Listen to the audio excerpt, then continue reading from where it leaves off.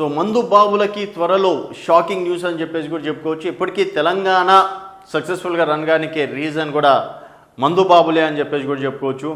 So ఒక్కసారిగా ఒకవేళ మందు బాబులు కనుక అందరు బుద్ధివంతులుగా మారితే మాత్రం తెలంగాణ ఆదాయం ఘోరంగా పడిపోయే అవకాశం ఉంది.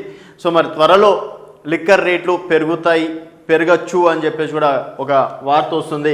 లిక్కర్ ధరల పెంపు, ఏడాదిలో 10,000 కోట్లు అదనపు రాబడి అంటూ ప్రస్తావన, భూమి రేట్ల పెంపునకు కసరత్తు, అసెంబ్లీ సమావేశాల అనంతరం ప్రకటన, గతం కన్నా అదనంగా 4,000 కోట్ల ఆదాయం వస్తుందని అంచనా, దసరాకు ముందే నిర్ణయం, బడ్జెట్లో ఎక్సైజ్ ఆదాయ అంచనాలకు మించిన సర్కార్, త్వరలో లిక్కర్ రేట్లను ప్రభుత్వం పెంచనుందా, దసరా పండుగకు మందు ఏ మేరకు నిర్ణయం తీసుకోనుందా, ఈ ప్రశ్నలకు ఆదాయ అంచనాలను చూస్తుంటే అవుననే సమాధానం వస్తుంది.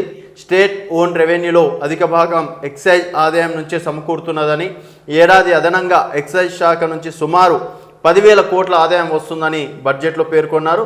స్టేట్ ఎక్సైజ్ సుంకం నుంచి గత ఏడాది 20,000 దాదాపు 290 కోట్ల ఆదాయం సమకూరగా ఈసారి అదనంగా 5,400 కోట్ల ఆదాయం వస్తుందని అంచనాల్లో పేర్కొన్నారు. అలాగే లిక్కర్ పై వ్యాట్ రూపంలో అదనంగా 4,000 కోట్ల ఆదాయం వస్తుందని అంచనా వేశారు. దీంతో ఎక్సైజ్ నుంచి దాదాపుగా 10,000 కోట్లు ఆదాయం సమకూరుతుందని ప్రభుత్వం భావిస్తుంది. ప్రస్తుతం అమల్లో ఉన్న భూమి రేట్లను పెంచేందుకు ప్రభుత్వ కసరత్తు చేస్తుంది.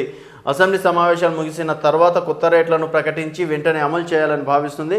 పెరిగిన భూమి రిజిస్ట్రేషన్ ఛార్జీలతో అదనంగా 4,000 కోట్లు ఆదాయం వస్తుందని ప్రభుత్వం భావిస్తున్నది. గతేడాది స్టాప్ అండ్ రిజిస్ట్రేషన్ శాఖ నుంచి 14,297 కోట్ల ఆదాయం సమకూరగా ఈసారి 18,228 కోట్లు ఆదాయం వస్తుందని బడ్జెట్ అంచనాలో పేర్కొన్నారు. సో మొత్తానికి దసరాకి అయితే మందు రేట్లు కావచ్చు, భూమి రేట్లు, ఇతర రేట్లు పెరిగే అవకాశాలు ఉన్నట్లు కూడా కనిపిస్తున్నాయి.